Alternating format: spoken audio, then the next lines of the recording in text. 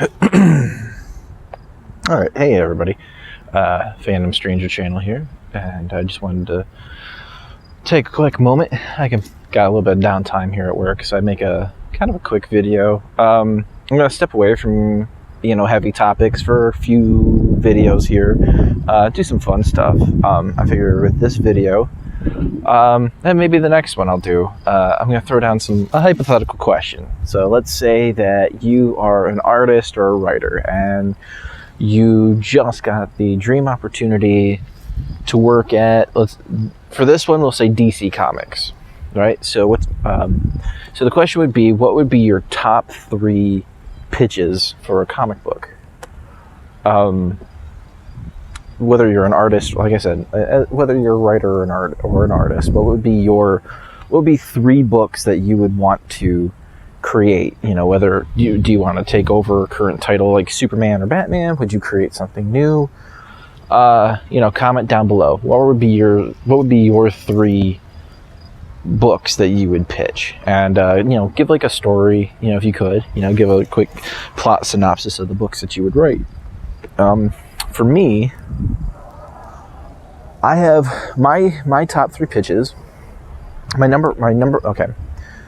So, pitch number 3 for me, I would call it The Challenge, as a play on it would be an anthology series, and it would be a play on the Challenge of the Super Friends.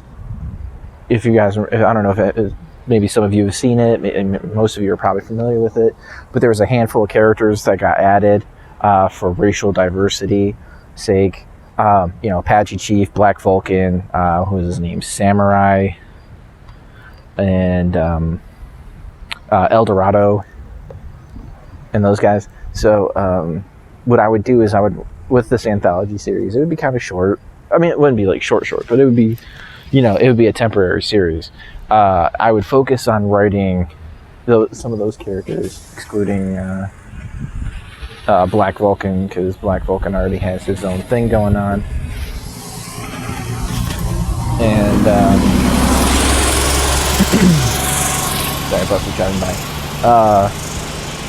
But Black Vulcan's kind of got his own thing. So what I would do is I would write a story featuring like Apache Chief. Now Apache Chief he'd be struggling with alcoholism because of he's suffering from depression, and so he's involved in alcoholism, and really just a take on the socio-political realities of the Native Americans that they currently face in the real world. And it'd be a spiritual journey for him as well, where he sees 2 spiritual wolves that follow him, and each one has their own the dynamic between good and evil, or good decisions, bad decisions. And when, by the end of the first issue, we finally get introduced to them, and the good wolf is completely anemic, and the bad wolf is fully healthy and ravenous.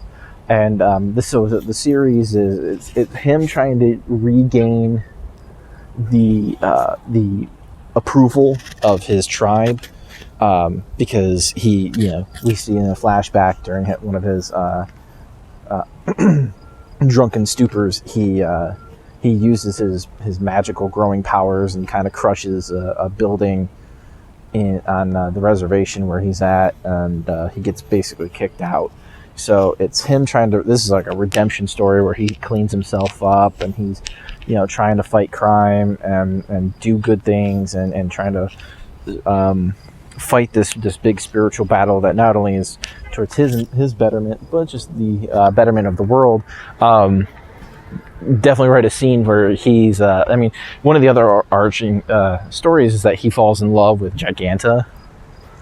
Like, at first they kind of fight, but then they kind of just start banging, like they kind of realize that they're actually more attracted to each other because their powers are so similar that they end up just banging, and he ends up getting her pregnant.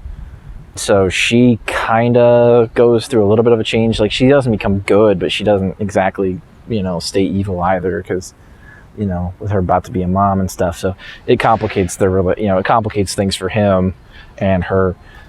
The other, so that'd be like one of the story arcs that I would do. Another story arc would be El Dorado. It would be him versus the Venezuelan government, who are they socialist, communist, whatever they are. It's all the same to me anyway. Because all the people are down there, they're starving. People are going hungry, and so it's him versus the government, and he's trying to get people out of the country and trying to bring in food and help overthrow the government and get them back on track. And him trying to save families and stuff. As for was it Tsunami or Samurai? I'm pretty sure it was Samurai. So Samurai, here's what I would do is his story. He'd end up fighting a villain. But the biggest character arc for him is I would make him gay, but I would make him not want to be gay. He wants to, it's not that he really wants to be straight, he just doesn't want to be gay. He has a lot of contempt for GLAAD and for the LGBT community and this whole, the pride stuff. He has a lot of contempt for it, because for him, he'd rather have pride in his heritage or pride in his country and not in his sexuality. To him, that's a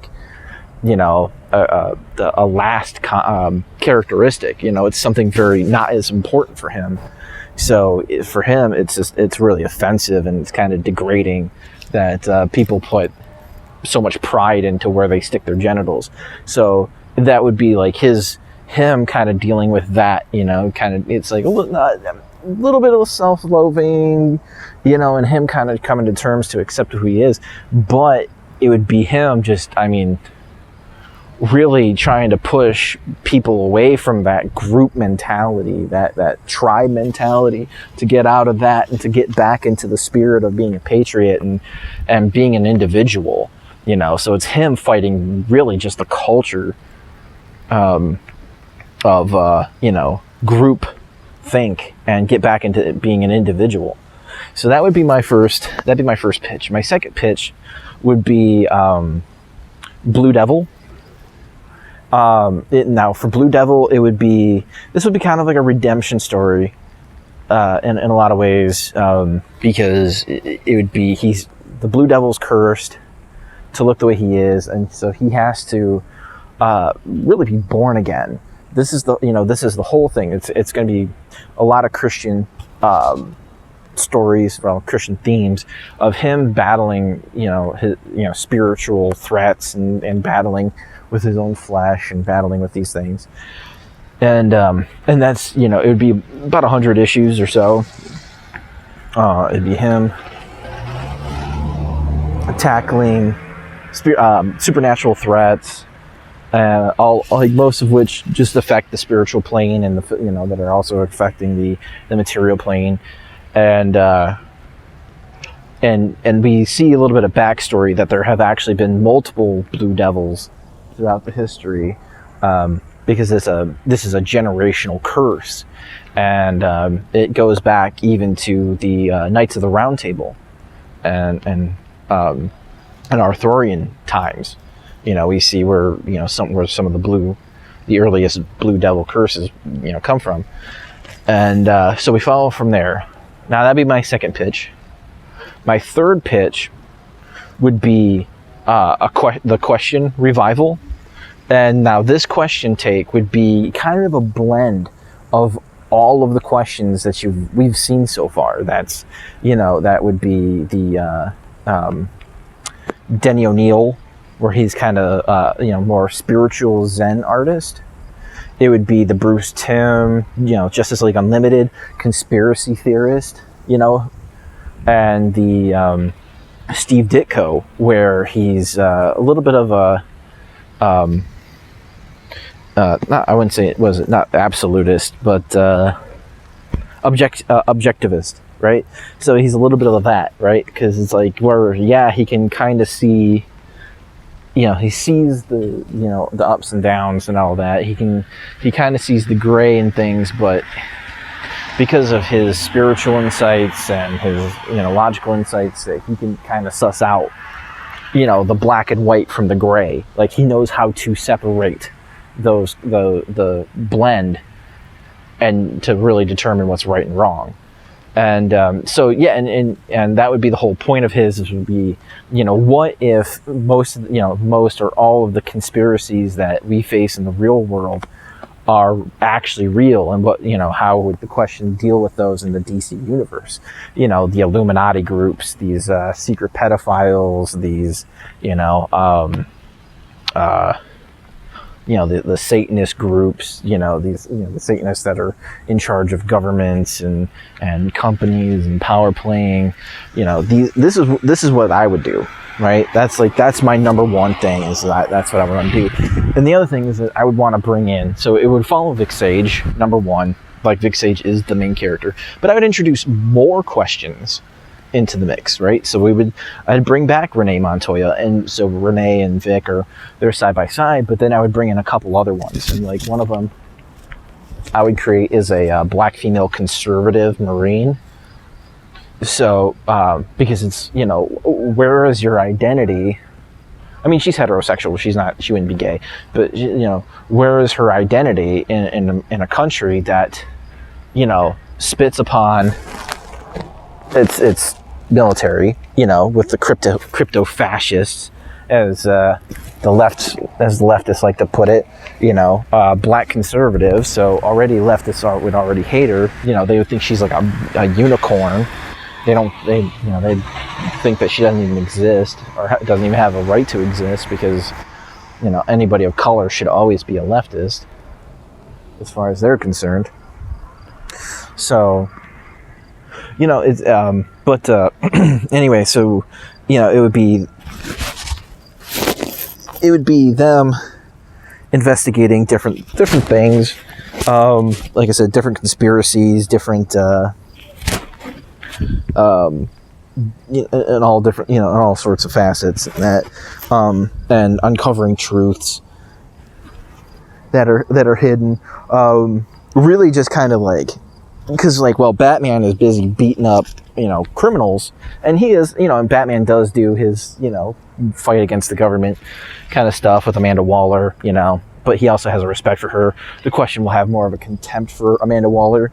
One of the other things too is that the Question, his true identity actually vexes Amanda Waller, because Amanda knows who Bruce Wayne's Batman, which is one of the tight-lipped secrets of allegedly of the DC universe. Well, she won't know who the Question is, who the main Question is, so that's going to be the cool part, is that he gets to have the Question's going to have his cat and mouse games with Amanda Waller, while she's a part of the giant, or she's part of the overarching conspiracy, and she takes part in it. There's more to what happens with Amanda Waller, what she's doing. There's more to that than she even realizes, and so that's kind of one of the biggest parts of what I want to explore with that. But that's what I would do if I were to be a writer hired by DC. Those are my pitches. Let me know what you guys think down below. What do you think about my ideas? What are your guys' ideas? Let me know. Click like, share, subscribe. See you guys on the next time. Bye.